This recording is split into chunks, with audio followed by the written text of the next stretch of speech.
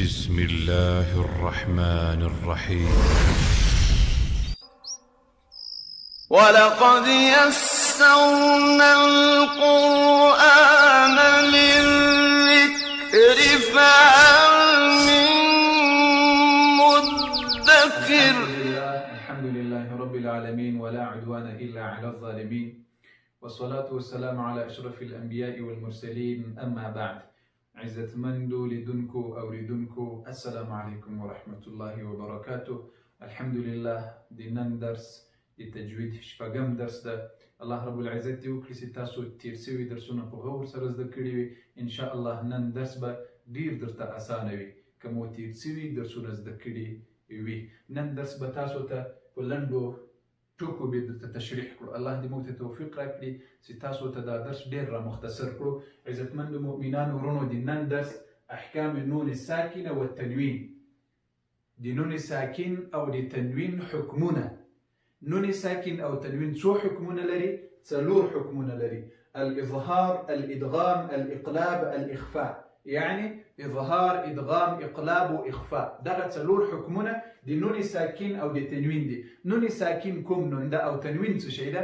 په تیر سوي درسونو کې کله تاسو خیال وي ما تاسو ته ویلو چې تنوین هم زده کړی او سکون هم زده کړی او حرکت هم زده کړی. په اولنی درس کې کوم خیال وي که په تیر سوي درس کې تاسو وپېژندل چې نون مشدد، نون چې شد په سر راغلی وي څه حکم لري؟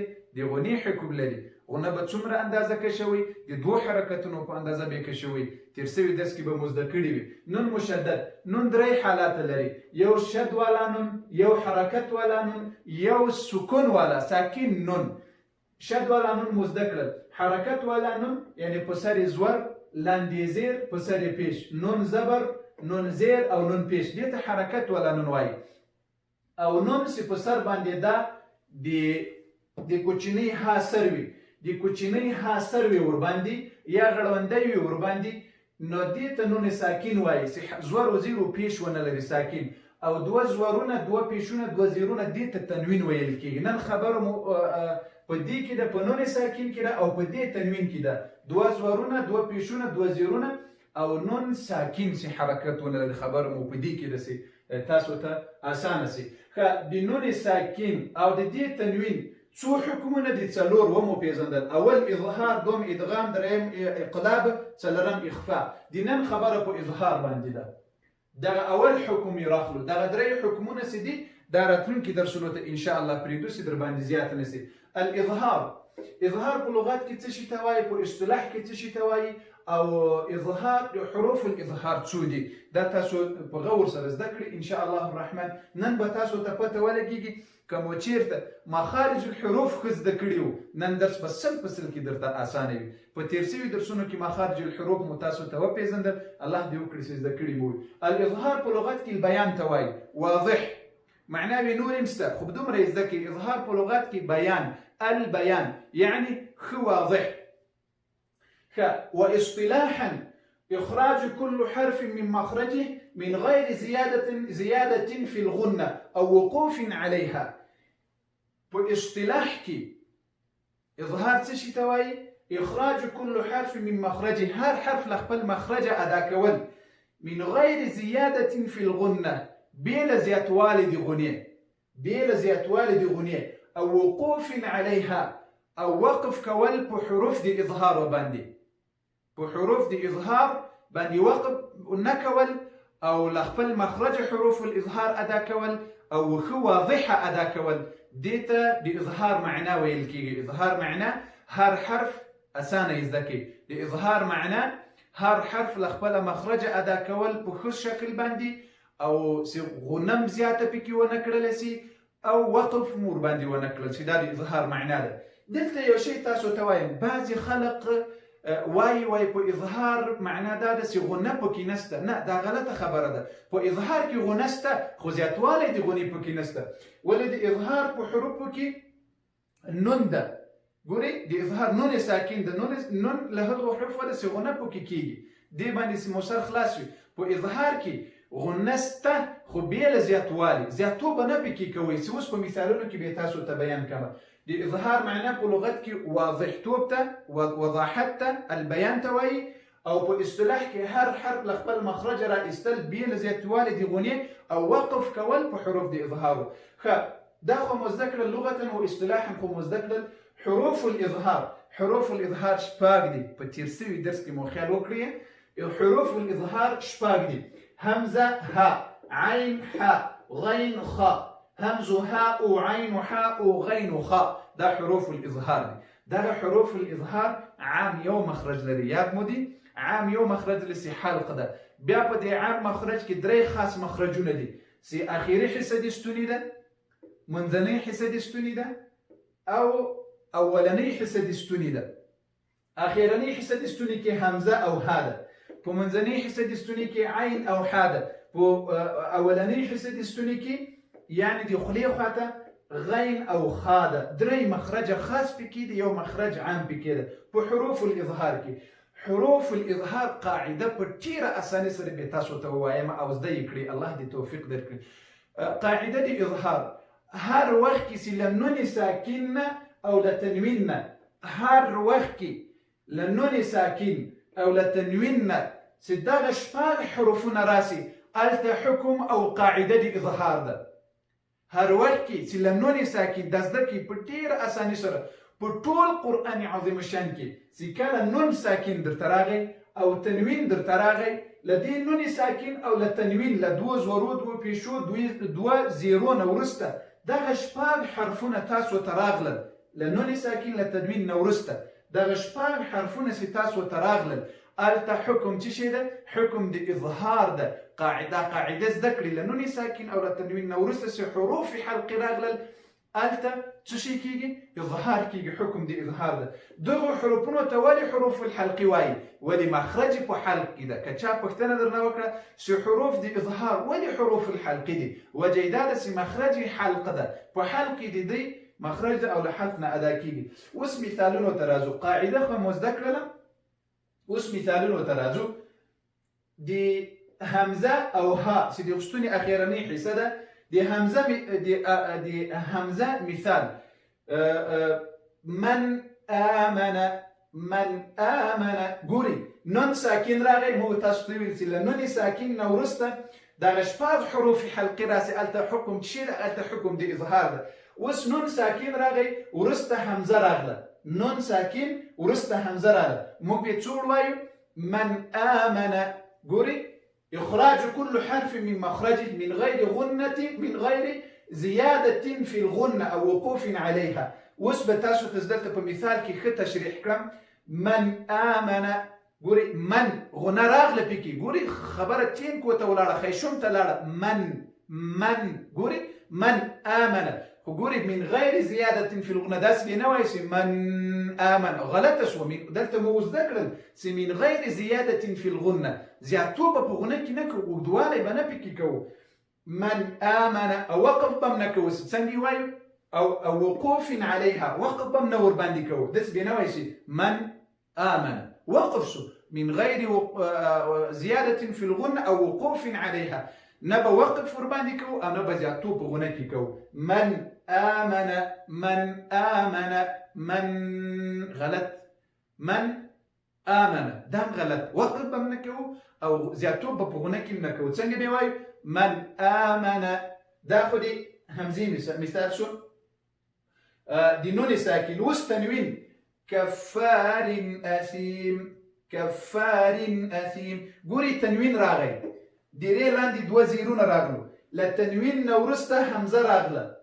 له تنوین نه وروسته څه شی راغی؟ حمزه راغی. حمزه د څه شي حرف ده؟ حروف الاظهار ده. حروف الحلقي ده.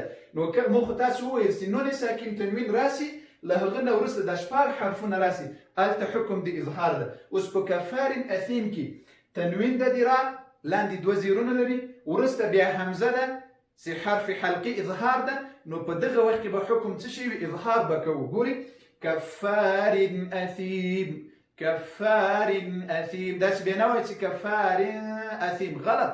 ولي تنوين ده لتنوين ورسته همزة ده. همزه حكم تشيسو حكم دي اظهار شو من غير زياده في الغنه بكو او وقوف عليها وقف منور بانديكو قولي كفار اثيم خا وس دلت سمات تاسو دي صرخت على مور باندي كده دا حروف الحلقي ده قولي بصرخت باندي همزه ده دلتم همزه ده للتنوين نورسته همزه راغلي دلت لنون ساكن نورسته همزه راغلي سدواله تشيدي حكم دي اظهار ده بديكي وسغوري بعين كراواخلي انعمت بسوره الفاتحه الحمد لله كسرازي انعمت نون ساكن ده لنون ساكن نورسته حروف حرف دي عين راغلي حرف دي عين لحروف اظهار ندى نو كلسي حرف دي عين راغي نون ساكن ده نو دلت قاعده دي تشي دي اظهار شو تسنجي بيوايو انعمت داس بينويسي انعمت غلطت ولا خدلت مويس من غير زياده في الغنى غنى بنبي بيكي زياتوب دي غنى بنبي بيكي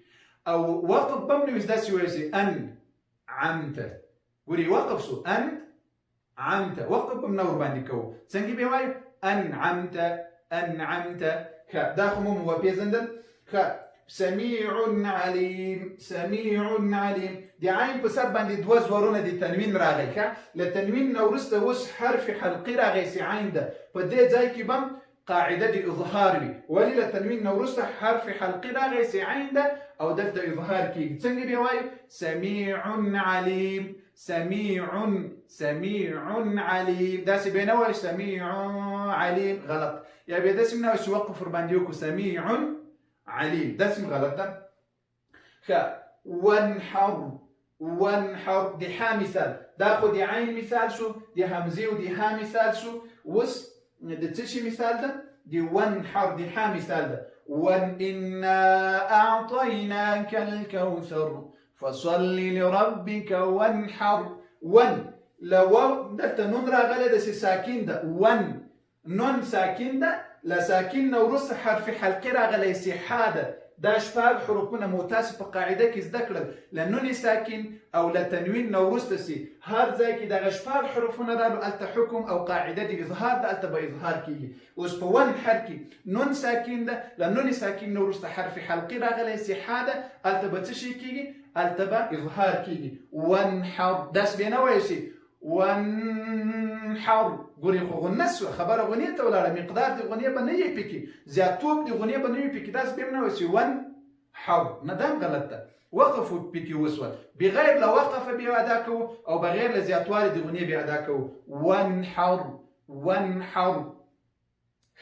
واستحاب المثال داخل دينوني ساكن نورستسي حاراغلي دلت عليم حكيم بلا تنوين نورست حاراغلي ده عليم من بسر دوز ورونا دي التنوين راغلي ورست حرف حلقي ده سحادة نو عليم حكيم داسي بينويسي عليم حكيم غلط يا عليم وقف بيا حكيم دام غلط ده سنجي بيوايو عليم حكيم دي غين مثال فسينغضون قول لنون نورستا نون ساكن ده حركتنا الذي نون ساكن نورستا غين راغلي ده قولي حرف حلقي غين راغلي ده بدل وقت بتشيكو قاعده دي اظهار ده حكم دي اظهار ده اظهار بكو لنون ساكن نورستا حرف حلقي راغلي ده سي غين ده غين دستوني باولاني حسكي مخرج ده په مخارجو کې به تاسو زده کړی وي ګوري تاسو مخکینی درسونه کوم چیر زده کړی دلته به ان شاء الله هیڅ تکلیف درته نه وي مخارج الحروف ډیر ضروری دي هغه درسونه په ډیر شوق او کومینه سره زده کړی وای وري فسينغضون داس بينوي فسينغضون غلط ګوري خو دې مو تاسو په اصطلاحي تعریف د اظهار کې مو پیژندل سي زیاتوب دي غنیه به پکې نه وي او وقف به ور باندې نه وي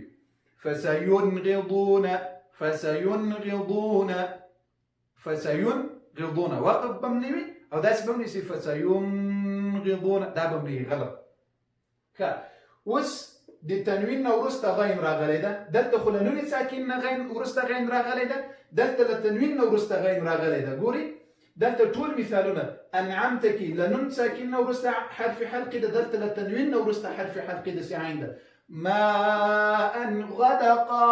ماء غدقا دس بنويسي ماء غدقا غلط ولې تنوین ده، له تنوین نه وروسته حرف حلقي ده صیغین ده. څنګه به وایو؟ ماء غدقا، ماء غدقا. نه به وقف ورباندې کوو او نه به زیاتوب د غنې پکې کوو. من خیر د خا مثال، من خیر له نون ساکن نه وروسته خا ده، خا د حروف حلقي ونه ده، نو په دغه ځای کې به هم اظهار کېږي. له نون ساکن نه وروسته حرف حلقي راغلی، دا د نون ساکن مثال ده. او د تنوین مثال علیما خبیرا، علیما خبیرا. دلته ځای نو سیمه لیکلی وای. یو مثال د بل مرانه پاته ده، خو هغه تاسو خپل په قرآن عظیم شان کې دا ټول مثالونه په غور سره زده کړئ، په غور سره یې واورئ. نن درس کې خلاص د درس څه شی سو؟ د نون ساکن او د تنوین احکام څلور دي چې زده مو کړل. نون مشدد مو زده کړل، نون متحرک پاته ده، نون ساکن او تنوین درس مو نن زده کړل. د اظهار لغوي معنی او اصطلاحي معنی مو زده کړل. حروف الاظهار څه شپږ دي، عام یو مخرج ده، خاص درې مخرجونه دي. د ټولو مثالونه مې تاسو ته درکړل. قاعده یې دا وه چې په ټول قرآن عظیم شان کې نون ساکن راسي او تنوین راسي. له نون ساکن او له تنوین نه وروسته چې دغه شپږ حرفونه راسي، په هغه ځای کې به څه شي کوئ؟ هلته به اظهار کوئ. حکم د اظهار تاسو ته ده، بې له غنې، زیاتوالی د غنې او بې له وقف به هغه حروفونه ادا کوئ. الله رب العالمین دې وکړي چې زده کړی مې وي، خدای ذوالجلال دې وکړي چې تر نورو مسلمانانو یې هم ورسوي. ډېر مهم ضروري درس په الله مو سپارم. والسلام علیکم ورحمة الله وبرکاته.